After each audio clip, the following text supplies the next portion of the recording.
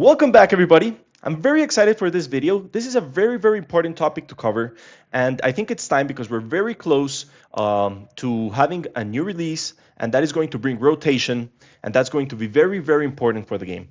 So I want to tell you what are my thoughts about rotation, how that is positive for the game, and why it's actually needed for the long-term survivability of the game. So let's start seeing really fast here. So we have a lawless time coming up, and we are going to be losing Spark of Rebellion, Shadows of the Galaxy, and Twilight of the Republic from the standard game. So you're not going to be able to play those cards anymore after March, as soon as a lawless time comes out. So the new meta is going to be composed of only cards from Jump to Lightspeed, Legends of the Force, and Secrets of Power, as well, of course, as a lawless time. So for some time, we're going to have only 4 sets in the standard game. Then we're going to have 2 more until the point where we have 6 sets as we have right now. And then as soon as the next set comes along, Jump to Lightspeed, Legends of the Force, and Secrets of Power is going to rotate out. So if you're thinking about buying cards right now, your best bet is going to be for a lawless time in March, or Jump to Lightspeed, Legends of the Force, and Secrets of Power. Why? Because those cards you're going to be able to use. If it's one of the 3 sets that are already out, you're going to be able to use them for a year. And if you buy a lawless time, you're going to be able to use those cards for up to 2 years. And now, why do I think rotation is very important for a game? Okay, so let's take a look at these magic cards, and this will help us understand why rotation is important and how power creep actually works. So first we have this crawl worm. So this is all these 3 creatures you see here, which are the units in Magic the Gathering, cost 6, in this case mana, which is the same as resources in Star Wars. And then, for example, the crawl worm has a 6, it's a 6 strength unit with 4 resistance. So this used to be like the normal green card, green unit you would have in Magic when it started. But then as Magic started being released, they still have a standard format which rotates, but that is not their main format anymore. Not that many people play standard. Most of the people actually play either Commander, which is a set that does not rotate, it's an eternal set, or they play Modern, or they play something different to Standard. So now, Magic, to be able to sell cards, they have to make stronger cards every time they release. So for a very long time, when Standard was their main format, they didn't have this necessity. So the time difference between the crawl worm you see here and the colossal dreadmaw, which is number 2, is, it can be close to like 15 years. So now that we don't have a standard set, so and the time difference between the colossal dreadmaw and the Balam T-Rex is like 2 or 3 years at most.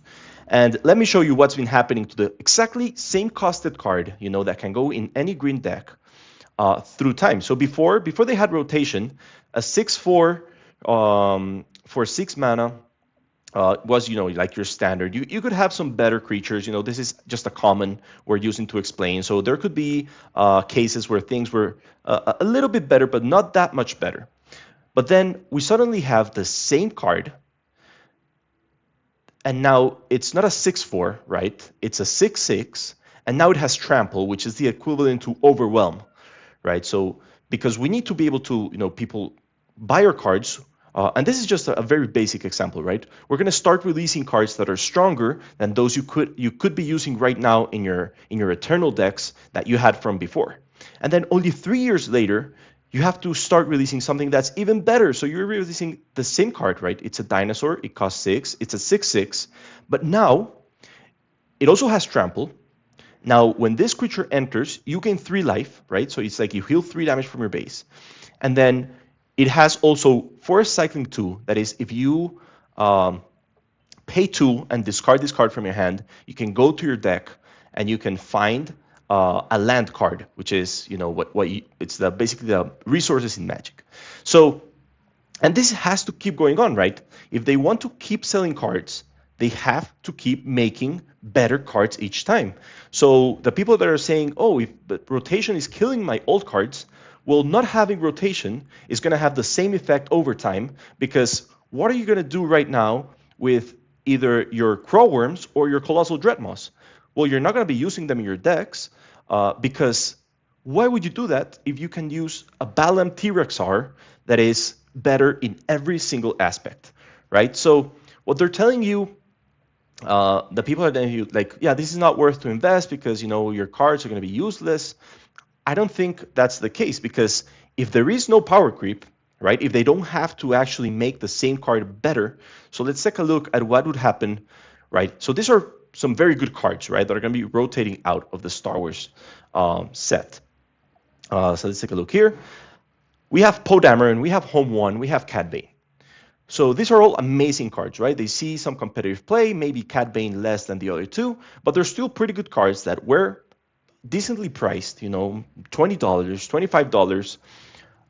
So it was exciting to actually open one of these legendaries in your pack. If there wasn't rotation, right? If these cards were not going to be rotated out of the set, we would have, like, Fantasy Flight would have to print very similar cards to this, right? But improving every single time what they do. So we would have a Poe Dameron that is not only a 6/6, that has 3 different abilities on attack, but then you're going to have to make him cheaper, or you're going to have to make him stronger, or you're going to have to give him an additional ability where he can, be discarded from hand to deal a damage to a unit. Something that makes it just a little bit better so that people are going to be incentivized to drop their older Poe Damerons and include the new ones. And that's exactly, what is happening with Magic the Gathering. And that's why I think rotation is very, very, very healthy for the game. Not only that, but we're still going to have an Eternal format. And let's talk about a little bit about Magic Eternal formats. And why am I using Magic? I'm using Magic because they've been around for more than 30 years, right? And they have a healthy game. They're still selling. But they are starting to face these big problems right now. And a lot of people are quitting Magic because they don't like the way it's going. They don't like that there's a lot of product being released. The power creep is amazing. So every time something releases, either you buy it or you're behind on your friends that are buying it and are playing with the new cards, right? Because you have your deck, and suddenly all the cards in your deck, your opponents have them, but they're just better, right? They're getting better value each time they play a card. So what happened with the Magic Eternal format before this happened, right? Before they had to start doing a lot of power creep. It was an amazing, amazing format. They had huge events worldwide where they would host modern tournaments that was an Eternal format. And people loved that format. And people could be creative in that format. And they could bring you decks, and you'd see big tournaments, with a big meta, but then the people were being creative. They were making new decks, and they were winning these tournaments. And then suddenly they were saying that, like, we're not selling enough cards. What if we make a set that is just for modern, right? Just for this Eternal format. So whoever buys it can't use this in standard. And they made the cards extremely powerful, right? Because if they didn't, they wouldn't have sold things if they were not better than the old cards people had. And suddenly the modern format is facing a huge amount of bans, and the decks are very similar every single rotation. And they use mostly cards from this set. So they made basically everything rotate out of modern because they had to sell product, and they made this new set for that. And why did this happen? Because standard, every time less people were playing standard. So they were obliged to do this. This is not the case with Star Wars so far. So far, people are very, very excited for a Lawless Time. We're excited to see new decks. We're excited to see how this is going to shake up the meta. That's going to be pretty fun. And Fantasy Flight has no need to actually power creep the cards they are printing. You see them today. They're good. They're exciting, but they are not going to replace the good cards that we just saw in the Eternal formats, right? Maybe you're going to be able to complement them, but not straight out replace them.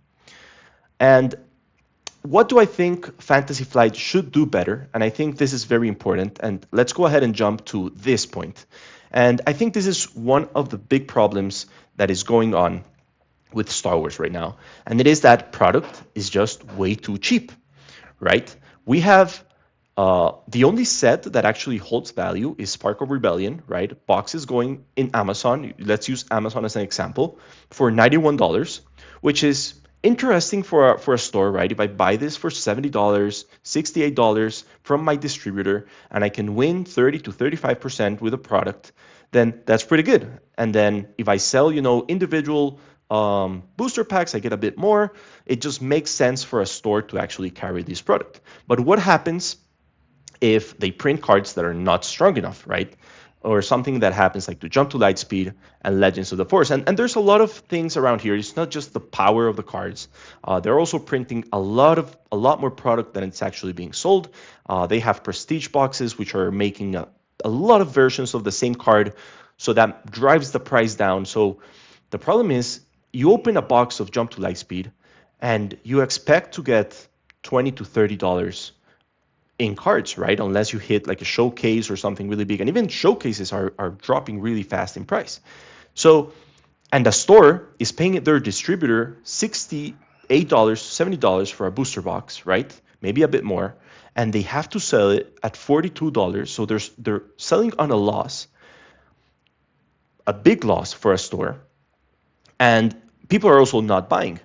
So I do think Fantasy Flight has to do a better job at distributing the power level of the cards throughout the whole set, right? That's going to make the format a lot more healthy, right? A lot more varied. So as soon as a new set comes out, decks are going to change a lot, right? When Spark came out, and then as soon as the second set came out, the decks didn't change that much because the power level of the second set was not as high as the first. So you're keeping most of your cards, right? If they had distributed their legendaries and the strength of their rares a bit better throughout those three sets, I'm sure each set would have held their value, apart from fixing the other problems they're having.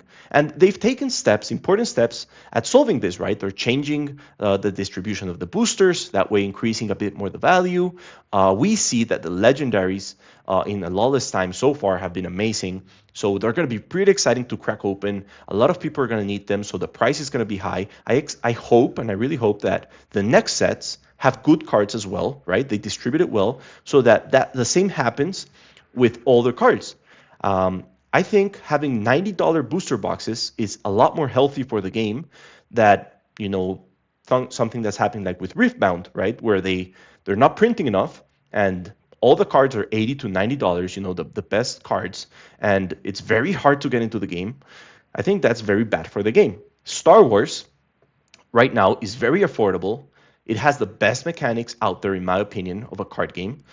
So I think right now it's the best card game to get into, right? But um, they do have to fix this so the stores are actually incentivized to keep selling the product.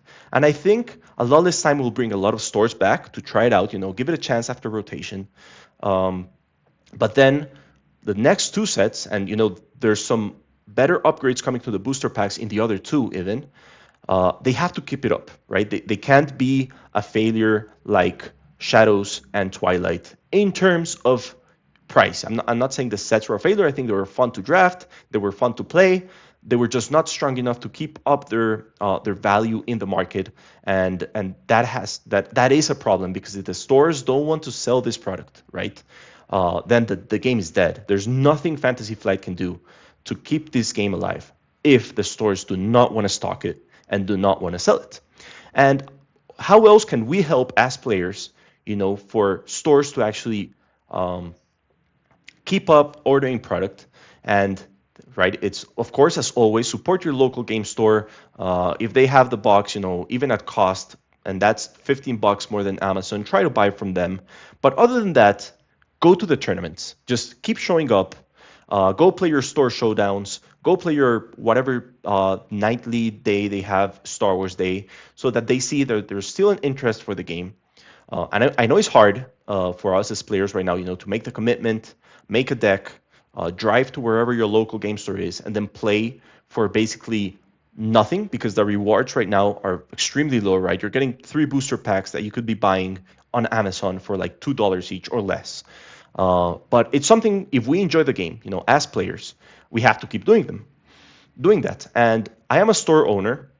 And what I'm doing right now is I'm just using all that old product, which I lost money on, to bring new players in, right? I'm giving away free drafts to teach new players.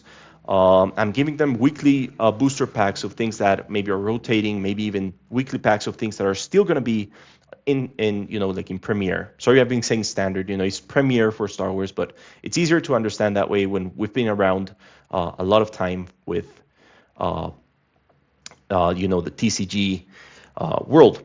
So I incentivize other stores to do that as well. Bring as many people as you can, and this is the best moment to do it, right? Rotation is coming along, and the most expensive cards in the game were in set one. Not also expensive, but also hard to get.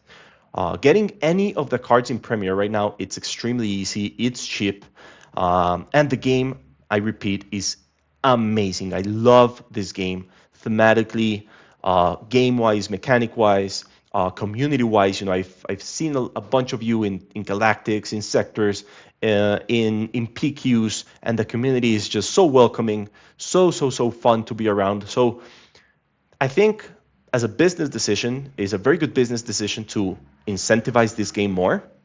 And just a big shout out to Fantasy Flight for an amazing work on the new set. And hopefully they take some of these recommendations into account, distributing that power level among the next sets that are coming on, maybe not printing that much, and also not printing 15 different versions of the same coveted card that, is just driving the price down for all the other cards. Um, that's what I wanted to show you, a little bit of understanding of what power creep is, why rotation is important, and what I feel about right now of what Star Wars is and how it can be in the future. So thank you for watching, and I'll see you in the next video.